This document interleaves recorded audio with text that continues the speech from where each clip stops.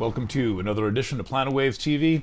My name is Eric Francis Coppolino, the host of Planet Waves FM, editor of Planet Waves, here with some new information for you from the astrology, focusing this week on the inner planets, Sun, Moon, Venus, Mars, and Mercury, who are all highlighted this week. Before I get too deep into that, I would have a special request for you, which is would you please click on the subscribe button on the bottom of the YouTube right below the video screen.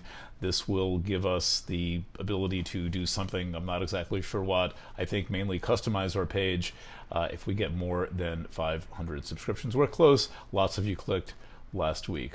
All right, thanks for doing that. This week, we're looking at lots of inner planet activity. For example, the Sun recently entered Taurus. It was in Aries for its 4 weeks, going through Aries, and then last week entered the sign Taurus. That is a nice cooling off of the sky. Taurus slows things down. It brings you into your body. It replaces passion of fiery Aries with feeling and sensitivity of earthy Venus-ruled Taurus, and is generally, at least as far as I'm concerned, a pleasant development. Aries is great. Aries gets things going, and then Taurus has a way of keeping things going and keeping things persistent. It's got a nice creative flavor to it, and it's a bit more homey and reflective and stable, and that's the time that we are in right now. That said, the moon has swept through the sign Scorpio, or may still be in Scorpio when you are watching this, and that was the Scorpio full moon. Here's how that looks, or looked. The sun is here in the sign Taurus, and then when the moon is opposite the sun, that creates the full moon effect. And so whenever there is a full moon, the sun and the moon are or were in opposite signs, and that is, in this case, Sun Taurus, Moon Scorpio. The moon, of course, keeps going, and it enters Sagittarius, or entered Sagittarius on Sunday morning, and then Eastern time, and then it will enter Capricorn on Tuesday evening Eastern time, or early Wednesday morning in the UK and Europe. All of these time zones prove that time is relative, time is an illusion. A Course in Miracles and Albert Einstein agree on that, at least, probably on a few more things. So the sun and the moon being so active is an inner planet thing. The full moon is the kind of experience that people can feel. Chances are, by the time you're seeing this, the moon will have passed full phase, it will have peaked, and it is then in waning phase, which is a time of relaxing tensions. There's a kind of a high-strung quality to the full moon. A lot of people have trouble sleeping during the full moon. I think that's a throwback to when we needed to be awake during the full moon for the purposes of hunting. This goes back a million-ish years, and now for the most part we don't need to do too much hunting, but it still has that psychic effect, and it I think has a way of penetrating, opening up, and thinning the psychic planes. The moon still is strong and bright in the sky, and let's consider Venus right now. That really is where things get interesting. Venus, as you know, remains in Aries. Venus typically stays quite close to the sun, though the sun has pulled a bit ahead. And what's interesting now, I think really exciting now about Venus, is that first of all, last week it made a square to Pluto. That's right here, made a 90-degree aspect to Pluto, and then it kept going to make conjunctions to Uranus and Eris in Aries. And Uranus and Eris are mighty close together right now. They are about, how many, as of this very moment, they are less than 2 degrees apart, and that is highlighting a conjunction which I think is really one of the very special things about our time in history. This conjunction here has not happened since 1927 and 1928. It's the conjunction of Uranus and Eris. It took place in Aries in 1927 and 1928, and then the event that is taking place now with the first exact contact on June 9th. And then it stretches into 2017. That too is happening in Aries. The reason why this can happen is because Uranus spends so much time, Eris spends so much time in Aries, well over a century, sufficient time for Uranus to meet up with it once at the beginning of its trip, and then some 90-ish years later to come right back around and meet up with it a second time. Today I just did the astrology of Queen Elizabeth, who was born in 1926. She turned 90 today, Thursday, on the day that I'm recording, and she was born right before the immediately prior conjunction of Uranus and Eris, and so she has lived through one of these extremely long cycles that you might say is one of the distinct cycles of the modern age, having something to do with how we think about who we are. And I think that Eris is especially important for women because in addition to being a feminine archetype, it is one of the planetary symbols of she who has been excluded. And women are excluded from many things and in many ways in our culture. Now that is starting to change, and it started to change in the 1920s when women were granted the right to vote after much struggle and much pressure, and that there was a worldwide, at least through the Western world, wave of women's suffrage, meaning kind of political pressure for the right to vote, and that worked. I would also point out that it required cooperation for women to gain this right, and I think it is going to require using this right to keep it and have it be relevant. And that's just one small aspect of citizenship, just in a relatively short time, approximately 1 century, perhaps a little bit more. Women can sue for divorce. They do not need to be slaves of husbands. They can receive law degrees. They can own land. They can hold political office. All of this are advances that were really made, you might say, made permanent in the 20th century, one Uranus-Eris cycle ago, a little bit more than that, because the right to vote, which is, it's astonishing that women did not have the right to vote in 1919. We talk about these eras and mention the early 20th century, the turn of the century, and all this stuff. And can you imagine not having the right to vote? And then that somewhat promptly became having the right to vote for who your husband told you to vote for. And I think that we are finally seeing that not be as utterly ridiculous as it was. Okay, so why do I bring this up? Well, what's going on right now is that Venus, a planet that has something to do with women and the feminine side of all of us, is in an exact conjunction with the alignment of Uranus and Eris. There's a triple conjunction going on.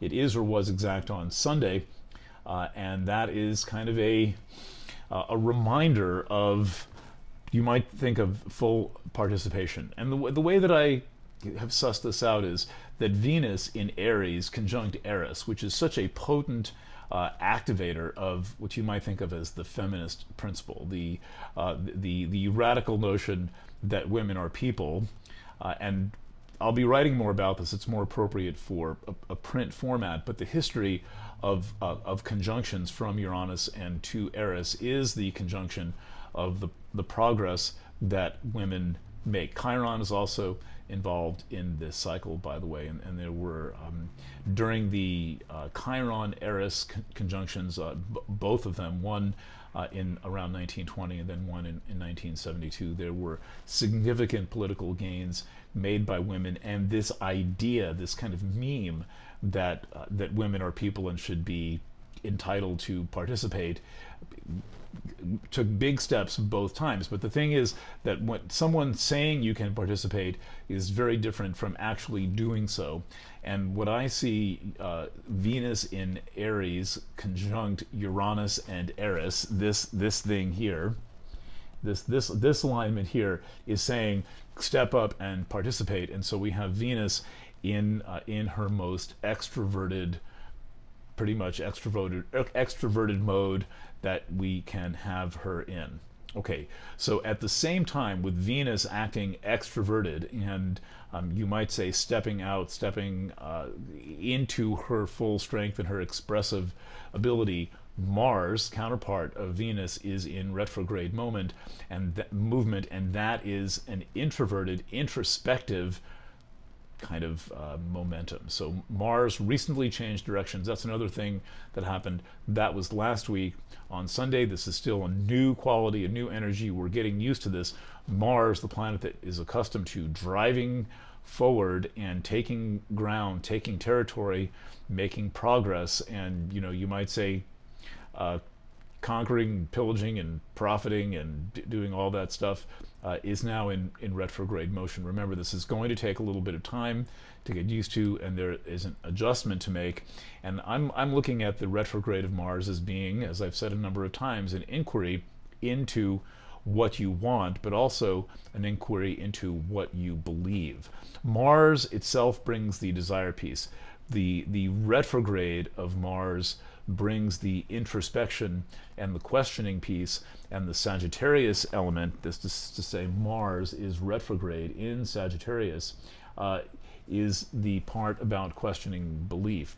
And so while we have Venus in extroverted mode, conjunct Uranus and Eris, expressing herself, expressing desire in that sense of Aries. I mean, have you known any Venus and Aries women? They're pretty good at telling you what they want. They're pretty good at getting what they want. They will often take sexual initiative, and there's a whole bunch of people in the world waiting for women to step out and to take more initiative and to take the chance. And if you're thinking that it's easy for men to do that, remember that when men step out, when men take initiative, when men reveal what they want and go for it, they too face the prospect of rejection. They face the prospect of confrontation, or of being knocked down in some way. So it's not like having a penis automatically makes it such that when you say what you want, you get what you want. There's a risk involved in doing this, and right now it looks like the feminine archetype, Venus, is in a little bit more assertive mode, and the masculine archetype, which is in all of us, is in questioning mode, and the questioning mode that it is in a sign, Sagittarius, that is closely associated with belief. And so Mars retrograding through that is this long inquiry, and over the next few weeks and months, basically another approximately like 65 days or so, Mars is going to be retrograding, and around the middle of that process, it's going to back into Scorpio. And that to me is emblematic of something that lots and lots of people, especially women, wish men would do, which would be to tune in emotionally and to run their experiences and their desires and their intentions through a kind of an emotional filter, so that there's a feeling level of inquiry that is added to the equation of existence. I mean, so often it seems that it's easy for men to proceed in ways that are cut off from their feelings, or to lack empathy. Men are accused of this all the time, and now we have that. And so in a similar way that women need to step out to participate if they want equality, I think men need to be invited to look inwardly and to feel and to have it acknowledged that that is what they're doing, and if you're in a position to do so, to invite or to hold open the territory for the men in your life to do this, and to create as safe of a space as you can for this questioning process and for this emotional inquiry process that we're going to enter as Mars leaves the realm of belief and theorizing and philosophy and questing, which is Sagittarius, and continues its kind of inward probe into Scorpio, a feminine sign, a sign associated with emotions, a sign associated with the biological realm. And one of the most of the generalized statements you can make about men and women is that women's bodies tend to keep them more connected to the biological realm. That's a fact of menstruation. It's a fact of childbirth. There's a number of reasons why I think this is probably true.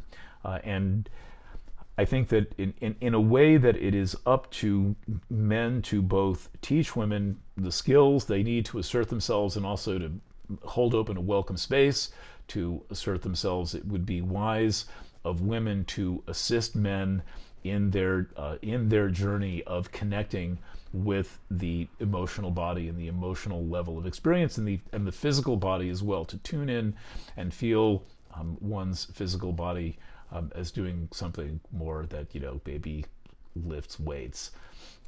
All right, that's a silly stereotype joke. All right, one more thing that is going on is that Mercury is about to be retrograde in Taurus. So Mercury is here, and it's going to spend the entire retrograde phase in Taurus. The retrograde phase of Mercury spans between April, we're not up to August yet. April 28th, 2016, that's coming right up. When is the 28th? The 28th is next Thursday. And so Mercury will go retrograde, and then it'll be retrograde for about 3 weeks till the 22nd of May. This whole thing happens in Taurus, and we'll devote more energy to the Mercury retrograde in the forthcoming Planet Waves FM on Tuesday, and then the subscriber issue of Planet Waves newsletter on Thursday night. But suffice it to say that in the time between now and Mercury stationing retrograde on Thursday, we're in this thing called Mercury shadow, and Mercury retrograde may be having palpable and distinct effects. One of the things that's important to do with Mercury retrograde is to be cautious and conscious with all forms of communication and all communication devices, such as electronic devices, and to remain clear when you are messaging, whether you're messaging in some media format or whether you're just to a group of some kind, or whether you're messaging to individuals. And it's one of those things where the best wise advice I can give is, when in doubt, pick up the phone and clarify things. Additionally, Mercury is retrograde in Taurus, a sign associated with resources.